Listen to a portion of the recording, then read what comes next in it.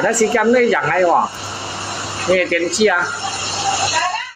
？ngay menu sản kembangan số đó ngay mấy số địa phương à ngay như vậy. Thế anh như chạy kiểu là mua chỗ chỗ là như lượng gì ấy như thằng kinh doanh量nhất水như tam mà. Đồng chí tapi cái lúc ngay cái giao phổ đó ngay một hình gì đó cái miệng này mình chồng. Cái vô con này cả. Chồng là các xe à. Xét này giống như theo à. Mỗi buồn xì chó theo. Vì như ngay hắn có khen chó ngay tới hắn người chó cả con. Nó trong đó đâu chiều ăn xéo đi tìm đỏ theo rồi tìm đỏ mũi sang ngay trong tìm đỏ theo tìm đỏ mũi trên vị trí cá được kèm như này theo á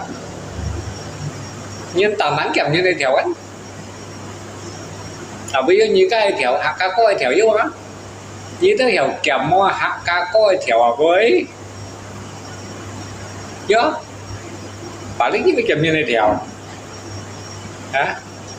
kemnya shot bay lại pha shot rồi đấy mà như các tân sai yêu shot rồi đấy tapi motion bay lấy đầu mắt thì cái được phá cái phó đó chồng phá nó ra cái chồng chút chồng trắng mày cái hạ cá co kia cái hạ cá co cái được chầu sò kia một thẻo kia một thằng như này thẻo sao cái chồng cho như đó quần gì mà trong cái giống trong cái chắc mày đó và đến như đó mình còn cái ăn ngày như là những chồng tại vì như đó các mèo cái món kèm như này thẻo á cái chầu số xong cái chồng cái theo mung lung này đó các mung lung cái mày món kèm như này thẻo tại vì cái món kèm ra có cái chầu số tao bật phun sầu chủ yếu mà chi chai mà sầu chết á chẳng mày một cái này thì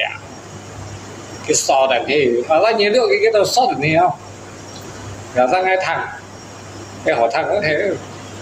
cái một cái này theo cái chuyện đá như đó trong là các con xe xét này cái này theo mỗi buồn xì chó theo như các mấy con như buồn xì chó theo mà như đó mày mang ăn khang trong hàng các con nhưng ta bị mỗi buồn xì kèm theo những nhà cầm theo cầm theo á nhớ theo như họ chó theo ấy không như chó như theo hạ các con như chó theo như thằng là vẫn chó một kiểu như đấy mà như tại vì như yêu như xích thằng họ yêu và lúc này thân như này cái phần co đó thêm nào co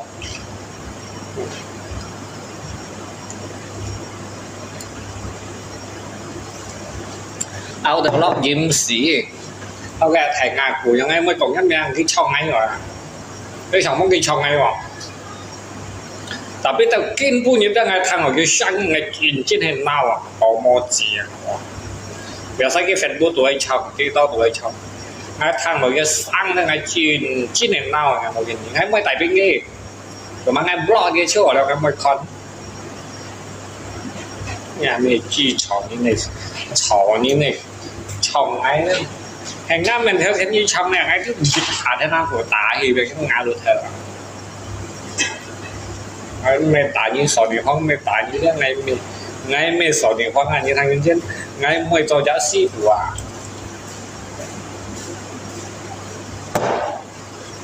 chồng có bạn đáng chồng nhưng tân xa lâu các quý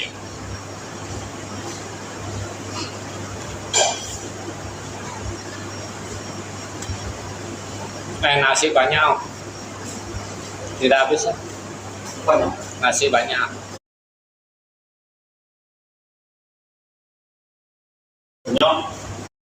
masak 2 kali gak dia masak di sini dulu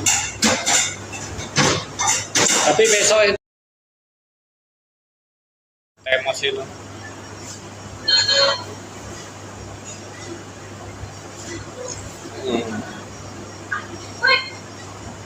tapi di murah aku. 如果你不开心，就去见我。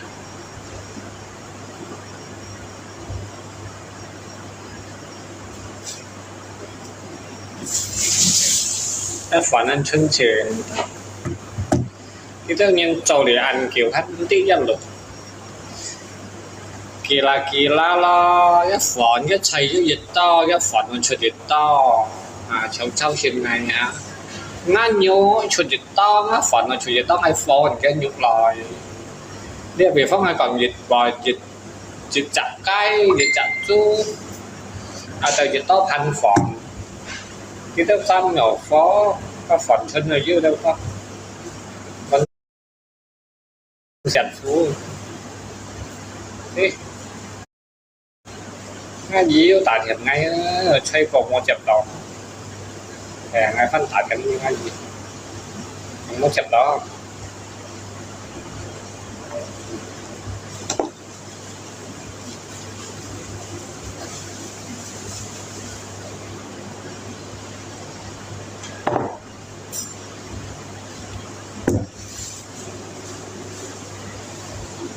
mình tới khởi muốn cái gì anh đâu chập bóng cái thiệt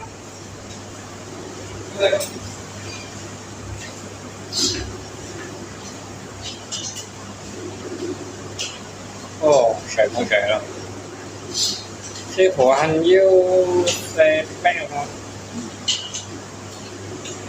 đây tiền chi nhân cộng hợp với nhiệt cho đấy vậy nhà đây tiền chi nhân hỏi như còn nó nào với bọn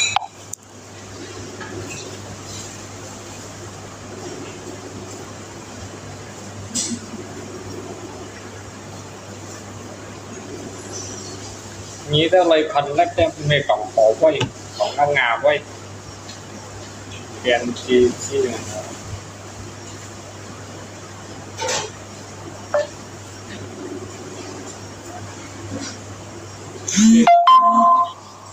tôi nói là thành bà câu thành mới thắng đầu ghét sát không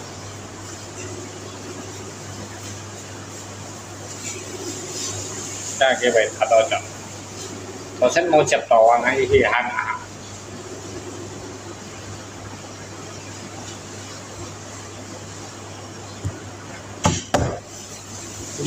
dư thiền nào hiểu cầu thiền nó đâu còn nào vậy cầu thiền nó cầu chín này rồi cầu đồ hội rồi còn đồ sống suối rồi ngay à nhóm này xây xí bất nhiêu còn không vậy rồi sao như khi đó về sơ thì mong các anh cả ngày còn quay như là lấy đầu đi hắn là xưởng ăn đấy là như còn là thiếu hiểu vẫn ngay điểm ta em mình như xuyên lòi như còn cái tiền chi với đây rồi như thế hiểu chắc những cái còn với cái chân quay xưởng ăn này ngay mỗi trùng dầu ngay siêu còn quay ngay trùng dầu ngay cạnh nhau sạch apalagi như thế tuổi tiền nào còn ngà vậy nhát ông gì vậy rồi khi tôi xin lỗi bản thân này còn mấy còn tiền chi chia gắn lấy bảo với lấy bảo hỏi như thế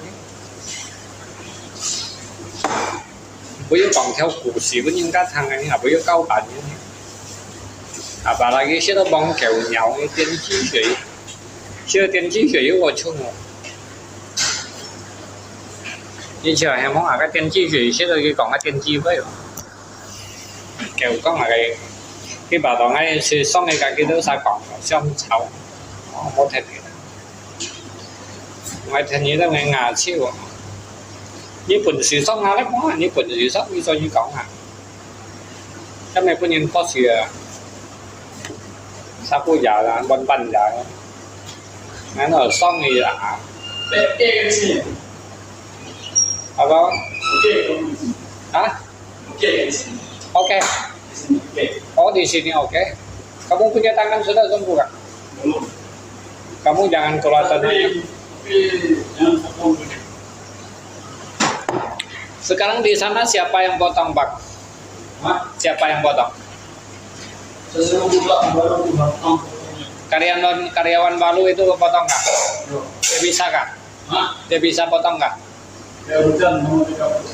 besok itu timun itu angkat satu ya kayak ingat ya sini satu sana satu timun itu kan ada dua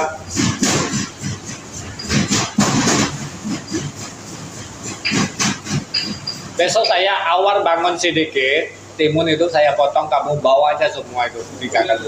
bisa nggak bawa sana biar tidak potong mah besok saya bangun awal saya potong dulu itu pakai kantong itu kamu taruh kulkas, habis kau isi gitu aja ya. Nah, saya bak menawar potong, jangan potong besar-besar, mereka tidak makan kadang-kadang buang tuh, sayang itu. Potong seperti saya itu udah bagus Pak. Saya mana sekarang mau potong besar, buang, sayang itu. Dia besar-besar dia tidak mau makan, potong kecil-kecil.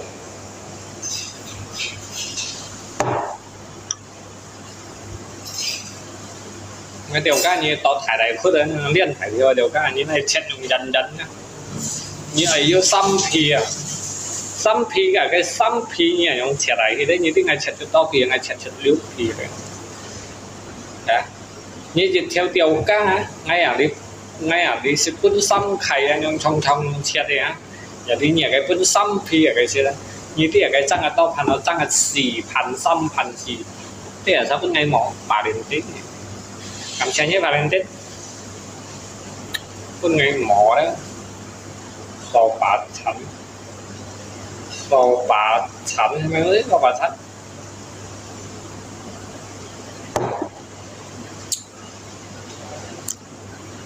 Đi cái đó xong ngay à, ngay còn cái thang là bắn trò. Như khăn ngay dạ hạ trôi sẽ ngay tôi xong theo xỉu à. Chắc là như sao anh trò sẽ như trò đó nghe theo các phương ngày cung trận một cái sạt ti gần như một cái sạt ti rồi hay còn nga cung trận ngay ở ngay cả cái đó xài dịch dạo mày mắng còn có bị đó là mày cái sáu tô kiểu đó tại biết nó theo các phương ngày còn có gần như một cọng cái mình như vậy to đấy bánh phèn nó ra hỏi rồi nga gà với giờ nghe theo các phương ngày còn có thông nhân miền phun đấy để họ bắt được thông nhân miền một còn ở trong không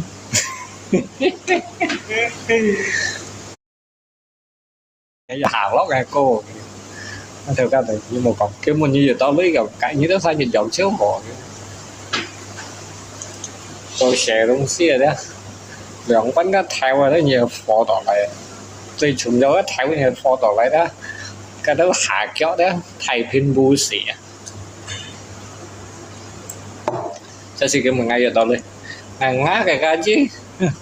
hot xỉa mấy bao mì rồi mấy em tội như ta còn thả anh á xe cái rồi anh ngầm sang này cái vừa cho to nhắn à cái này chơi còn cho được miền chiều thì ai rồi ai chờ một cái miền cho chiều đi rồi cái yêu sẵn tay cái miền cho chiều ai rồi ai chơi còn chẳng hạn những cái shit cung này thì ăn chơi cổ một chút mẹ mắng ngay những cái shit cung chủ ba chỉ các con đầu kia đấy con đầu ăn chơi cổ cho tầm miền đâu ăn chiều ấy đã như cái tiêu chỗ này là ngay bên cái này chủ mai không nó là bên đó mẹ mang cái bên thì ăn kéo đó là bên ngay cái chủ mà khẩn cái sau thùng ngay cái màu hàng trên này ngay hàng trên này bên này bên như là kéo lạnh phí như thế nào cái bên chứ lạnh phí chích dạng trẻ như thế này tại biết ngáp theo đi co á cái này dùng cái này là xả bún co cái xả bún lâu thèm chịu vậy đó như cậu chỉ mì thì theo bà đến cái bọt thì xả bún lâu thèm chịu như vậy sau tổ lúc đó như vậy lúc đầu phổi đấy như cái như một sợi sấy cái thèm chịu cái xả bún như lúc đó như có lỗi léo léo như một sợi sấy như thành cái tập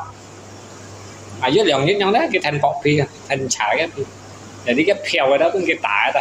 để đi mì phật bọt nhà mà ngày bữa bèn thì tao trông chi à phun cái là nhà mà lúc hàng là mày quý trẻ vậy là nhà mà là đấy hàng thế chén mà cho ngày kiếm cái quầy chọn là ha chi đấy đó nhà mà trẻ về phì chứ sao nó bánh căng chu kiểu nếu phụ cũng xí rồi nhớ sử dụng rồi bảo không bòi này như thấy khẩn rồi bà đến sắp nhất là cái bọ phi này rồi này cái để cái tới là thanh ngá lụa gần hay lúc đổi ngay chồng như là nhóm cô ngay chết kém chiều cao xào bút như chầm đó như cô ấy cái nhóm ngày là mai sành lách ra đó cái nhóm ngày xẻ bọn này cái 100 triệu như thuê đó ấy, thuê cái xã vốn như dầm quần mà trước đấy như lâu ấy có nhiều có để cái cháu ấy như phân có cái phân cháu như phân có ta ấm bú già mồi sang gì phải đến cái lòng sắp như đó cái chậm bú hẻo cái bọc phí như thành chả nó chả cây nữa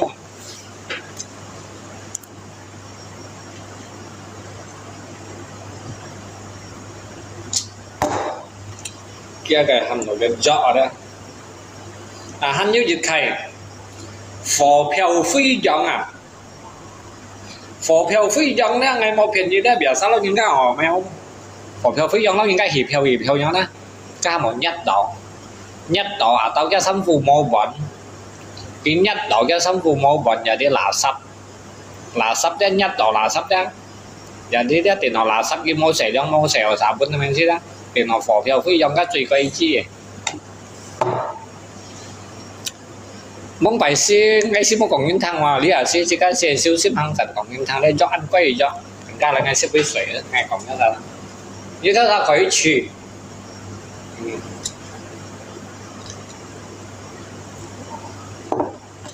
phò phiêu phi dòng rồi đó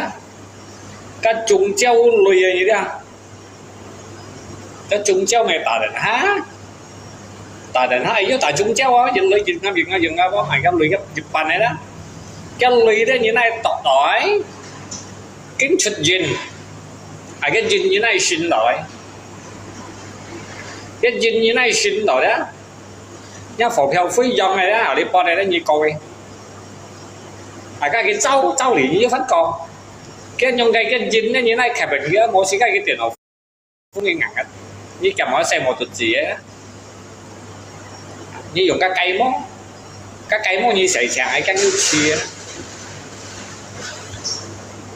cái dinh như này xin tội nhá phục cái dòng bẻ sao đi chậm phèn đi bẻ sao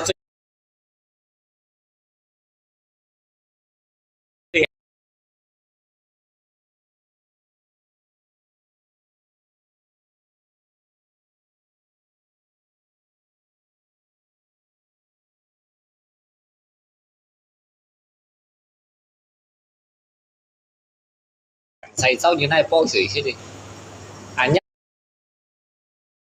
nhá cái phò phiêu phi dòng đó dịch hiện họ nhiễm sĩ tả chim nhiễm sĩ chim chi sen nhiễm sĩ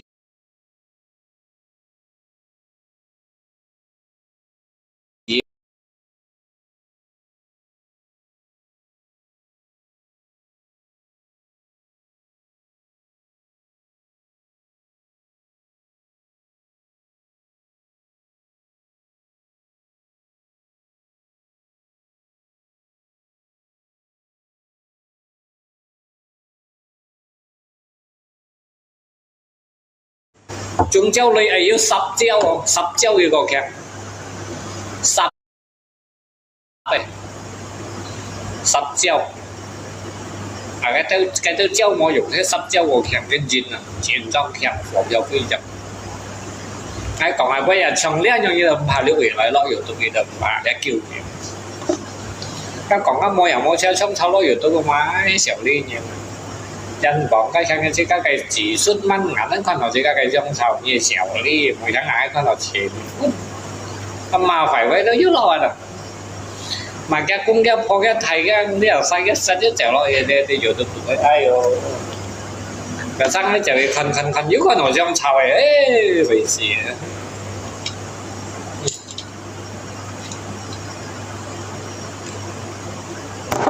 cái đâu sao sầm đi chỉ các cái sầu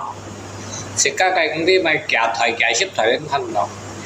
còn các bố dùng xuôi xiên quật thép về tạc của cái sông sau biết cái đi tuổi cái biểu này nhiều tuổi như thế cái những quật thép về tạc của tại vì cái phi đều hắn chưa xem mà nó mày sơ cũng gì cầu đó dù cái cầu hồ đó mà lần đây lần còn đây như lần còn quay đó dịch vụ của này nó trong nói đó duyên kiểu cái gì anh chỉ dây nhìn đẹp hà đi xong sau các anh chỉ dây nhìn apalagi put dây lo yếu tốc hắn có xỉa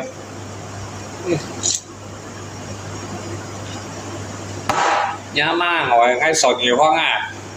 hắn này chính trong những sản ở here sổ bả mấy những khẩu ở here chủ mà những liêu nào cái dòng gì ăn sổ bả than rồi như vậy nè YouTube biểu này nói em đi xa hay là còn nói sổ nhiều hoang tiền sổ bả than nói tiền tuy mình nhà mấy chia chuẩn kiểu ấy thì đuổi biểu này nếu mẹ so sánh东西tapi cái lúc ngay cái dạo phố đó ngày một thì gì đó cái miệng này mình chồng cái vô còn này cả nhà mà cá thêm tuổi xong rồi à nhóm cái theo liêu gì cả cái xẻo đi gì cả tapi ngay trong ngay kiểm còn nhá chẳng là gì cả đã phải thủ vùng à cái lúc gì cả cái piang nói dù tôi về chả còn cái chuyện trong xẻo đi như trong như cho chả lò nhìn cá đấy như chín này đấy trong nhà đã được hàm có công ty xỉ công ty lò như cho chả lò nhân cá như mà nó nhớ chiến xe cây thân này tiểu nhà mà sở tiểu hoa tìm so bà như thế này yếu tôi bà yếu tôi yêu yếu sao khai không tapi kita sayang hiểu nilai kalau hiểu nilai nha kalau dân phụ vẫn hiểu nilai sở tiểu hoa tìm cái lò một đi ngày siêu á giống như hiểu nilai ngay mình nói nhé nha cái sáng ngồi cái thiên như số tiền cái thiên na của tao bắt tập mà tapi chứ mấy cái tùy xỉu có bây giờ cái tùy xỉu nào chẳng là cái đấy trong nó YouTube bị bạn chẳng là trong nó Facebook tuổi đâu như cho như biang như biang kêu gì yêu thiên yêu địa东西嘅差，一垂直你咩擔，一垂直你就天我擔啊，你用文言咯，你咪時候你用擔，你潤橋你又擔，為到設計是橋設計，由nhà mà唔設計嘅產設計，你人用嘅人要意思我你做啦。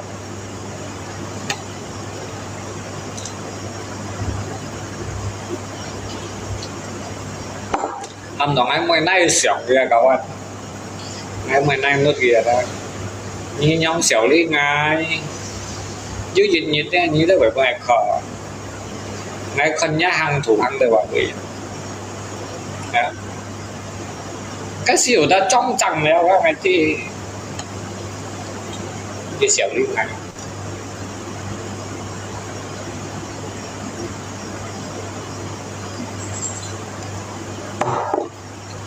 因为上干哈，一家人咪说100人後才至寫上，最因為說越多人嘛，你都有可能哭100人後才寫上，tự nhiên哭到100人一ngọn rồi đó，啊，不然你哭100人呢，哭100人呢，人家都先人啊，要先哭的，你說到80人你都ngọn rồi à，可以ngọn rồi。80 lần xong rồi kiểu 10 lần như đâu có nội xỉa nhiều không mà luôn xíu rồi ngã là lượt siêu rồi sẽ sống là những sách đó mười to kiểu sẽ đi trong cách đó mười to kiểu gì cái gì tại vì như trong xử lý như vậy gì kẹt cho các bạn kết đầu thì kẹt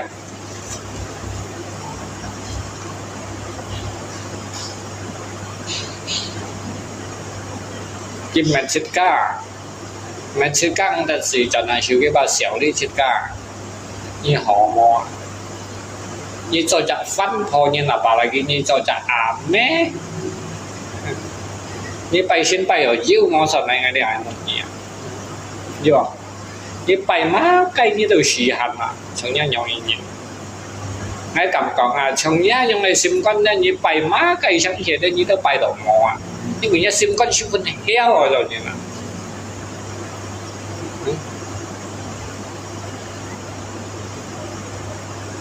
như sim con siêu phân heo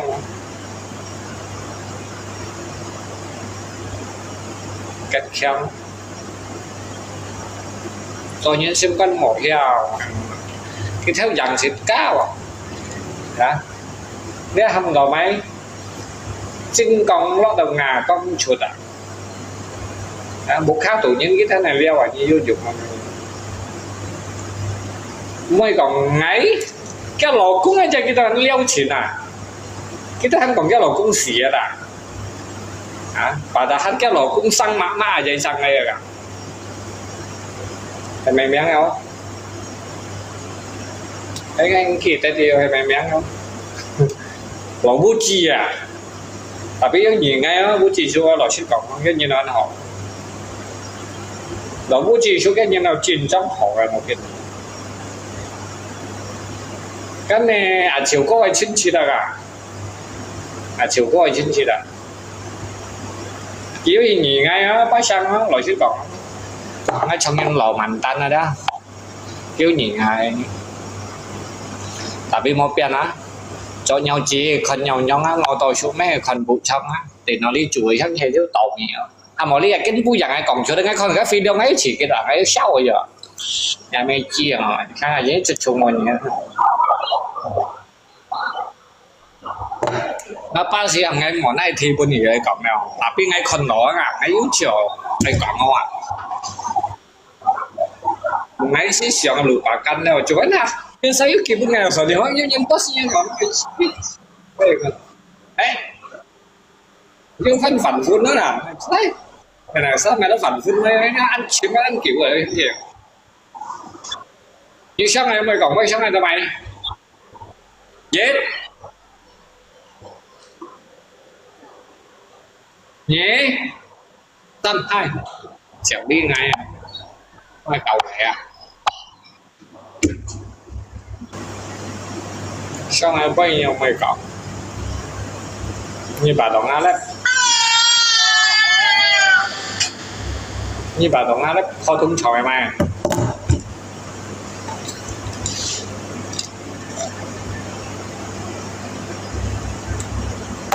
thằng đồng ngay đấy mày họ phải chịu thọn à thằng ngay họ phải chịu thọn một kinh phu như ngay là đi cho liệu rồi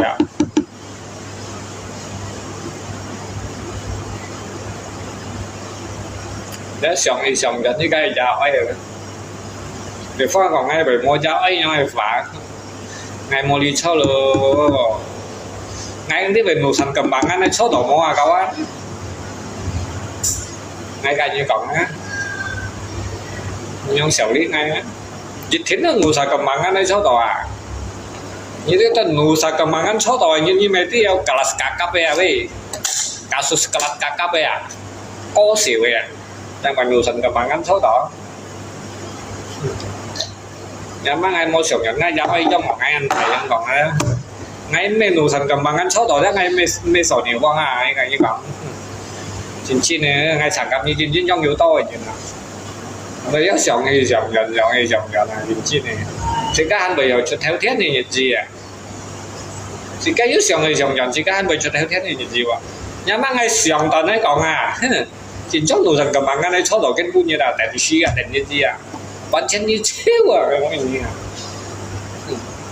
，nhà mà như xèo như cái hiếu như xem con tụi cái thọ xéo như là anh tế ngay còn suy xin đi hả như thằng nhân dân ngay còn ngày bây giờ thằng khỏi liễu hỉ lại à như khỏi kỳ quân kìa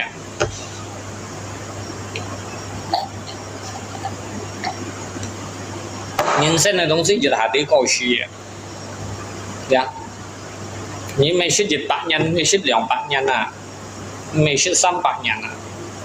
就嘛nhé cái xem con hàng đầu heo trong còn đó, như nhiều cái ngày còn là cái gì? Ngày mà tin như tao xin chỉ là mày chi bay nhớ sao xin chỉ một cái tham gia hay sang gì à? Nga bộ Nga hay sang gì à? Nhớ sao một tham gia? Nga gì xin ngay cái liên nói gì nhớ sao có sai gì xin à? Như sao một trăm cái lắm đấy ngay đi tiền nào đi cổng số bảy cái kiểu thằng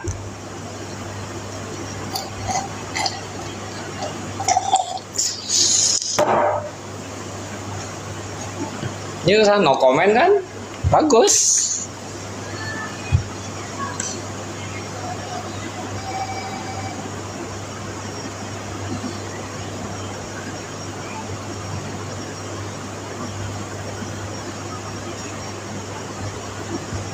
nghĩa là mùa đầu ngay đó anh ăn xong xình như nào các bạn mong bạn xin hay xong án xong xin nhìnนี่อันยาตรงไหนนั่น相信你ngay đó tiền nào đi chủทั้งนี้đó anh nằm相信我變到用新鮮去做證明咯你比方講喺愛度要責任啊做新鮮嚟做證明啊你多辛苦人們係相信theo nam mô Bụt Bụt sẽ có được con đầu cái sim là bên này chọn hệ chín và hệ cả và hệ dây ngắn một chú muốn ăn năn chả được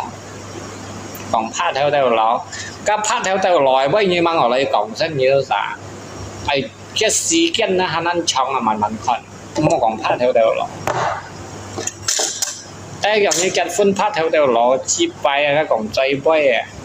như ăn bị nhìn đi như đó hàng là pan lúa xì đó cái nhà hàng mấy pan lúa mà hàng xíu hàng ở to bao cent cái làm tôi xẻo đi nhỉ cái tao liêu nhỉ tôi thấy yêu lò chủ yếu cái làm thầy cái gì bên nhỉ cái này sim con như xẻo cái này sim con như nhòng mò các bạn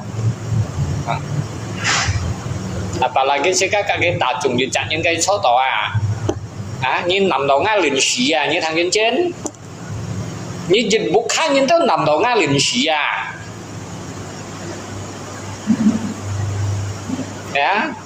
xây dân nga liền xì ta nha xin co ta tất như hắn nằm nga liền xì như thằng trên trên tapi hanya chia nha tủ co gì tapi dia ngay chiều ngay như thằng có kinh có thiên thì như nào nga liền xì dịch thì hắn kia tên ngay như thằng trên trên ngay chiều ngay đó mua cho lùi như nằm hay nằm chân dưới nằm ở nga liền xì như chạy không té nhưng mình nghe xiang bong những đại chúng này như chạy không té ngay khỏi còn đi kỳ phạm cho bao nhiêu gì đó như vậy phí như vậy chém như chém nga liền xì như mày hung hung mày ấy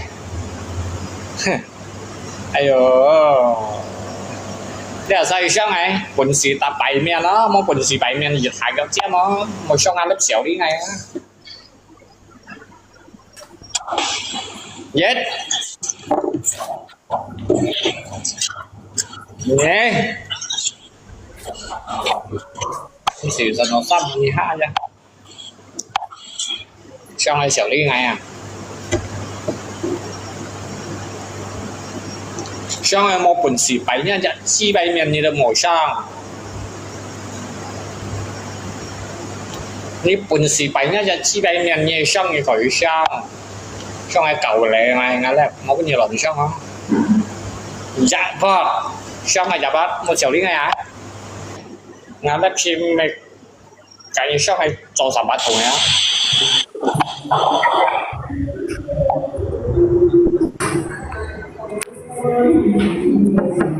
Nga水師傅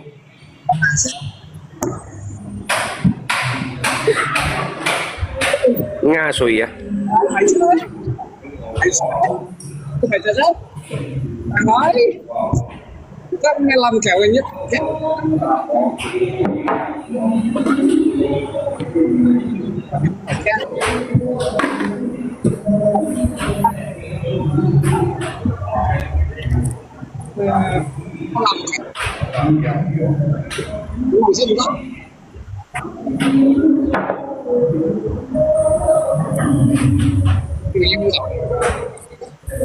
Nga水話係睇睇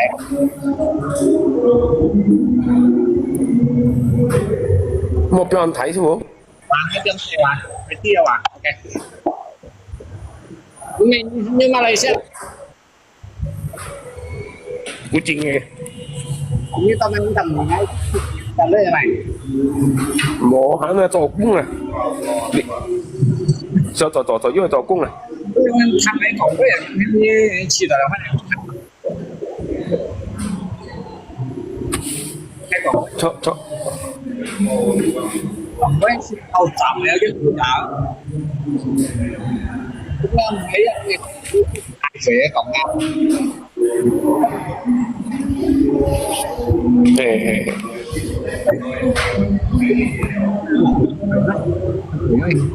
อย่าไปทางดอย ทำไม อย่าไปทางดอย水อย่าไปทางดอย ถ้ามีนี้กล่องไงถ้ามีนี้กล่องไง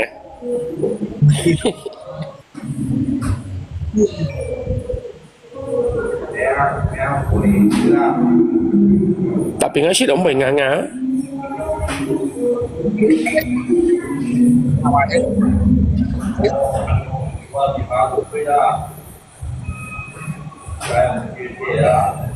切落個煎錢啊！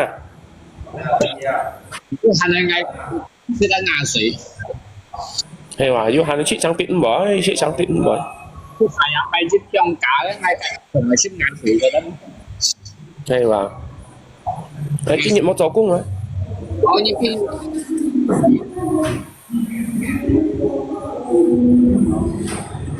冇咪要出啫喎，冇咪要出。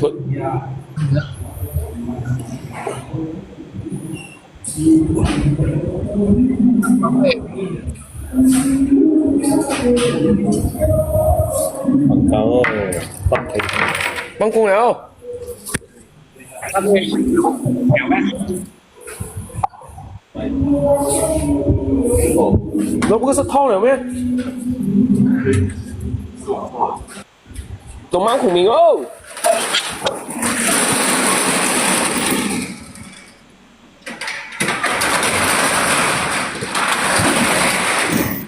ra đi không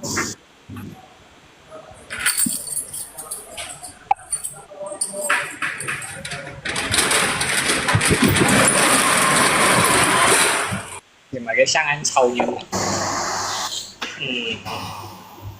như căn muốn như sang ngày kiếm hay còn giả kiếm hay giả sport cao ấy như ai còn mấy cao đấy giả ngày ăn to ngày còn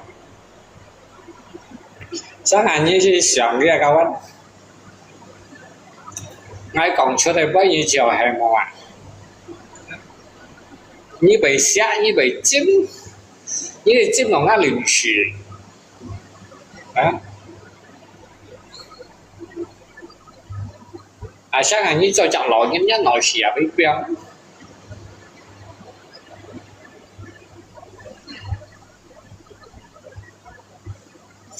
như sao này thằng này vay việc hay còn là vậy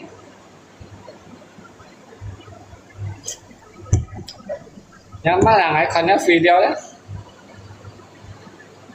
ở đây không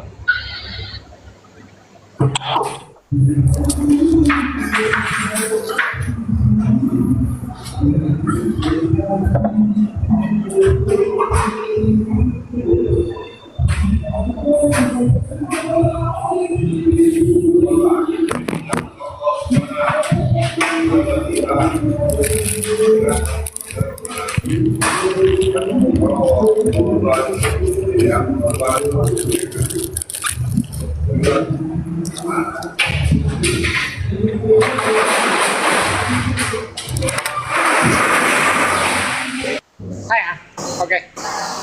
sorry hay à giờ đến ngay còn với còn tay đập ngay lắp trên như mày tin ngày mày xong như này cái gì xong này đây sầu Aku di penjara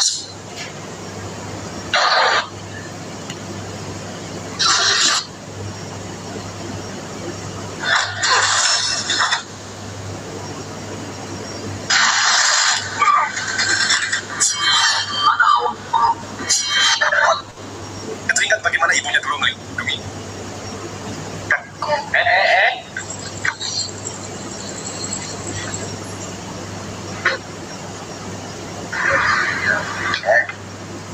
Hormat kepadanya. Jujur. Suamilah. Sebut. Jika pemuda kaya sombong ini sengaja meludahi pejalan kaki. tôi sẽ đi qua đéo thành cái món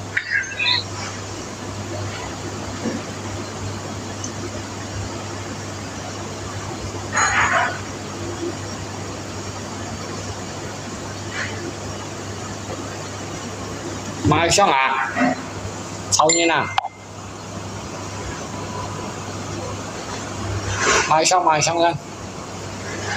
ta phải khu sen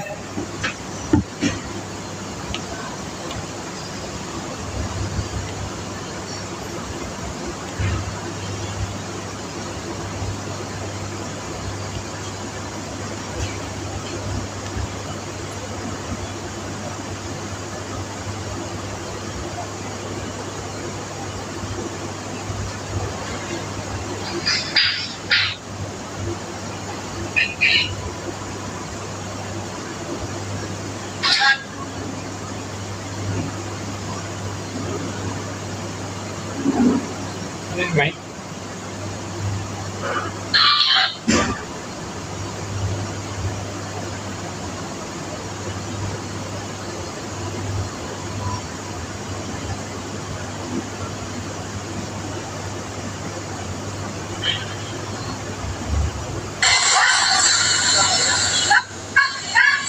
nó dẫn như thôi khả năng lắm tô mô chìa hồn này có xẻo đi cái gắn nó còn sẽ để xong xe à nó cầm này là kháng hợp với con nhớ bò buôn nọ trả đây nó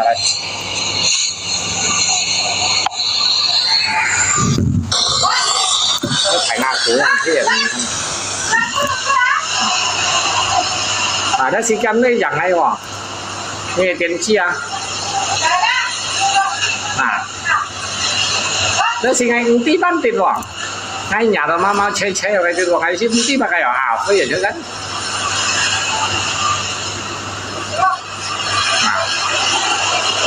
à như là mình khăn đồ hay bị quân bị chặn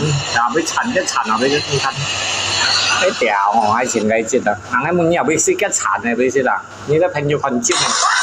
à cái số bạc cái nhau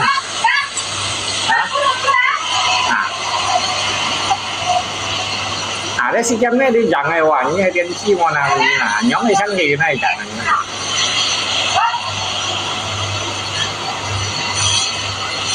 ta thăm mua bánh có giờ chơi đánh ta bà tung đánh à nhóm tôi này đánh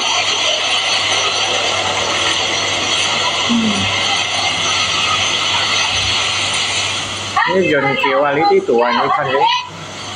nó sẽ liều ấy punya xe vô thân này bạn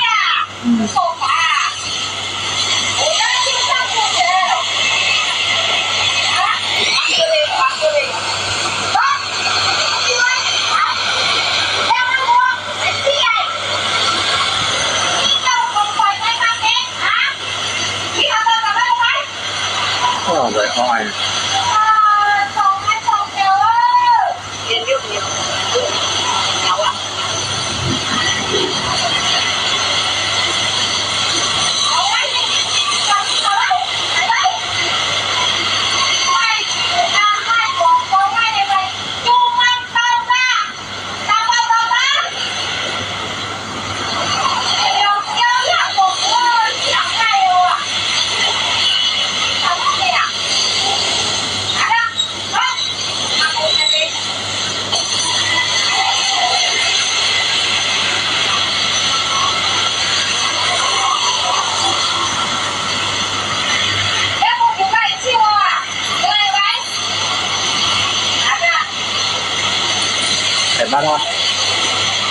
ba đâu cao anh hai ba đâu hai ba cầu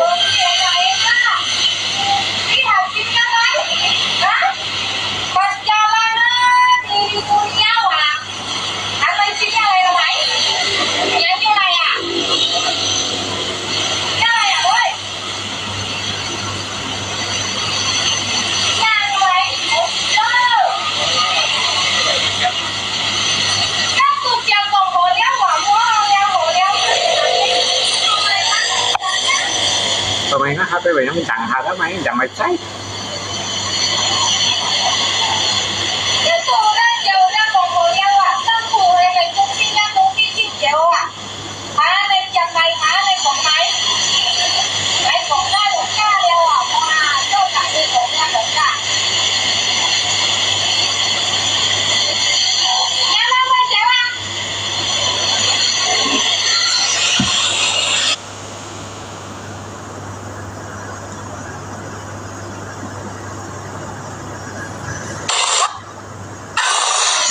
coba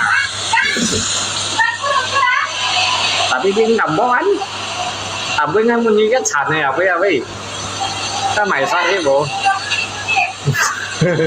nãy chơi muốn như con vàng cái như mỏ nhông vàng cái ở mày coi như à như thiên phân coi nhân khủng cụ mò như thân tuần ngay nhông tuần này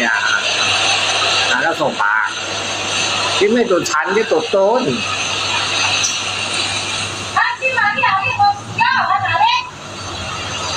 mà lên màu xíu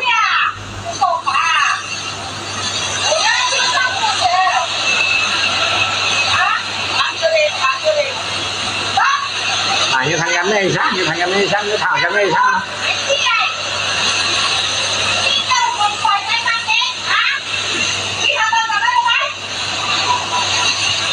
yêu人一边你要再叫的我冇做错的你兩字哎你看認真啦一錘你擔嘛你看認真 OK anh siêu khai không Dùn kiểu hắn cái biếng đó YouTube à cái mấy YouTube á những cái biếng đó thì to tuổi á những cái biếng đó Facebook à cái này Facebook à lên mày tải pin còn mấy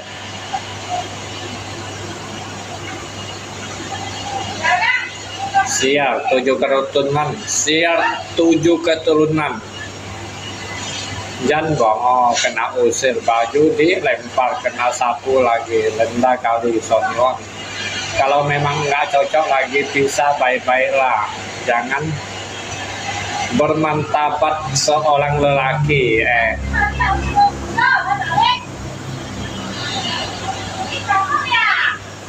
kayak sopa yang macam usir orang gila kalau heo cincin mau biển hay mau miền thì đó ini contoh istri yang baik tahu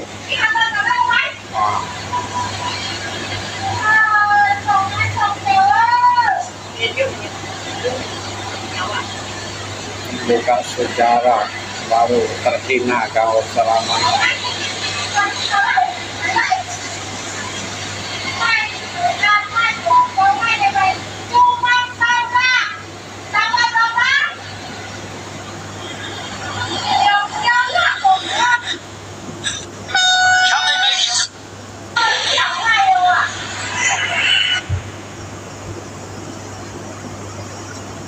simpan hiranya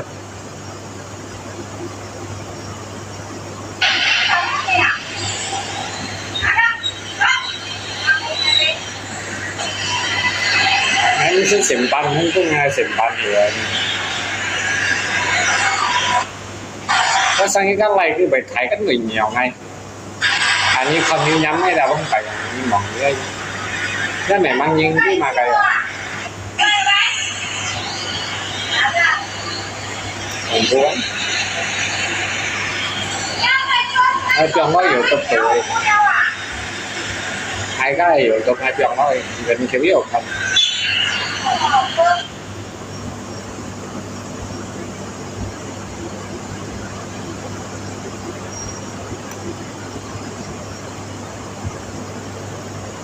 sẽ đi tiếp là mình ngay cá oi rồi đó sẽ đi tiếp là ngay cá oi đó sẽ đi tiếp là mình ngay cá oi sáng ngày như tao kết hôn còn trên chủ đây mùa hạ nhà chơi ngàn một chu mộng dân bỏ ở Sài Gòn này đâu anh thầy nhân sĩ dịch phút thầy phun chơi à có Sài Gòn có dân bỏ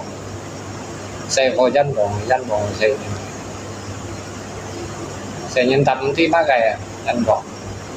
tapi thầy nhân cho chơi xong rẻ như con thấy Sài nhân là ấy nóอยู่ตัวnhư thế này ngày khai bao nhiêu sạc sang hàng ấy thân đồng ấy mỏng sang hạ như khăn nó sẽ như tôi chân chỉ nhưng mà chỉ cái gì thiếu sim rồi thì như là như khăn là thì tôi chân chỉ à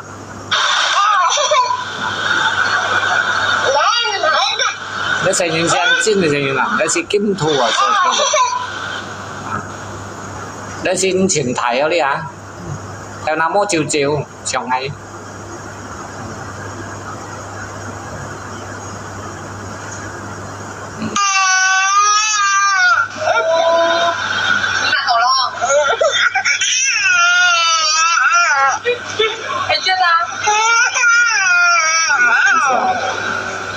saya nyuci itu esensial. Kenapa ke dalam yang ada di pulau?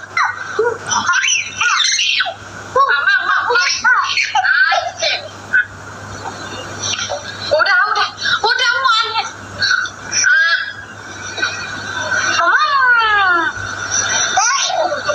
Iya. xong rồi bắt tiêu rồi Udah muan. như thế nói chị xe dân bỏng sẽ còn mua trả bao xe dân bỏng Udah ya. Mama. Cái máy à, Có cái đó chân thiết. chân cũng hay lo ở tập 병 này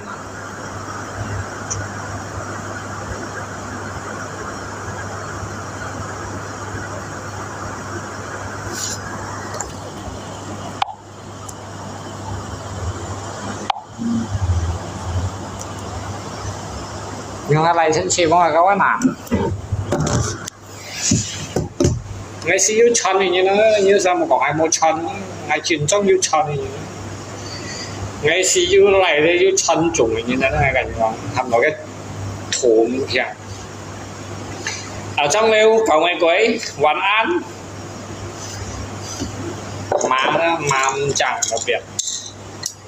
shit thấy đấy xe vào thông minh à đã biết lão nhân khét tiền cô sở cái bữa nay xỉu hay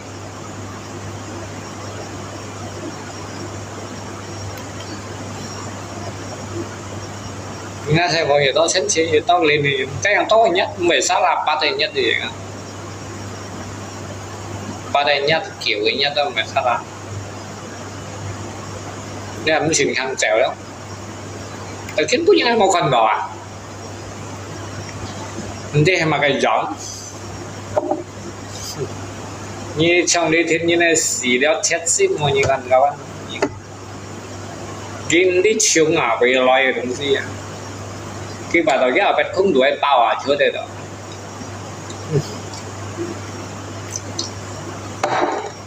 một trong con là không ta mở liền ai cổng thì lấy con cấp nhìn post sẽ xích ai xin mày cổng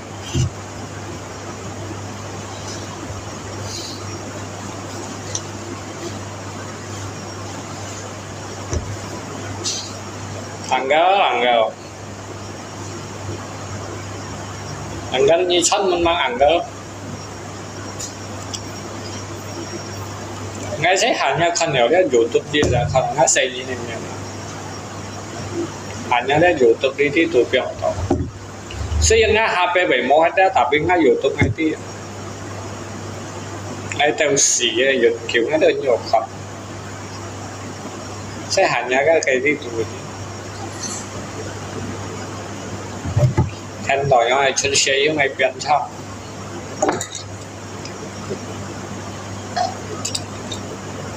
Chít cá ra mày có mày cá tapi sang cá ya bạn bị cá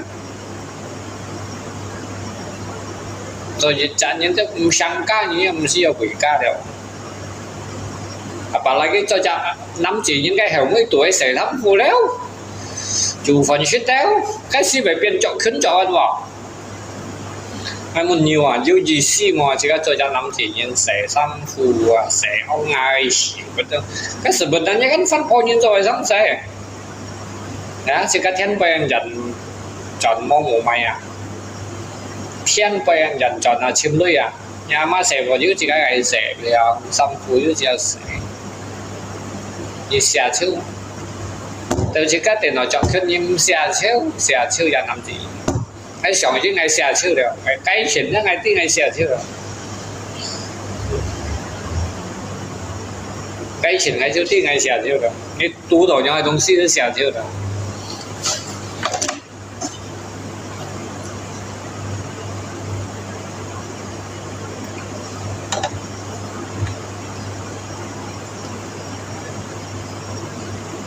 tao nắm chỉ những cái bài nhóm đó sẽ có sẽ phải chọn khinh chọn hay như khu hay chọn khinh chọn đã tắt chọn khinh chọn nhưng mà thằng cái gọi đó bố cái chia hay giờ cái sang cái giọng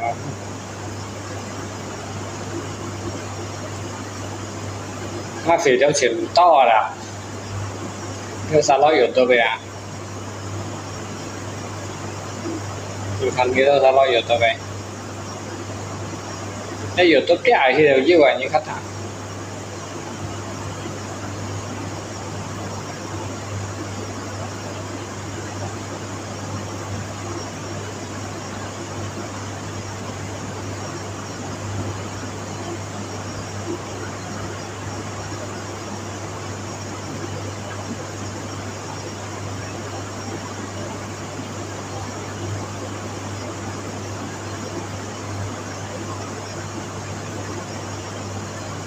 你看那有的那的老千老板的都。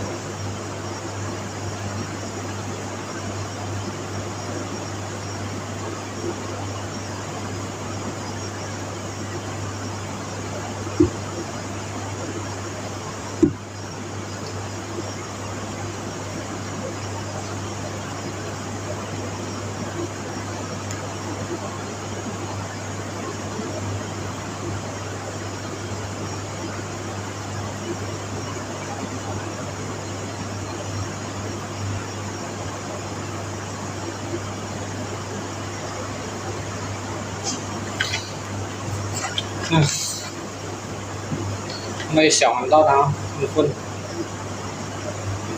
没有他高。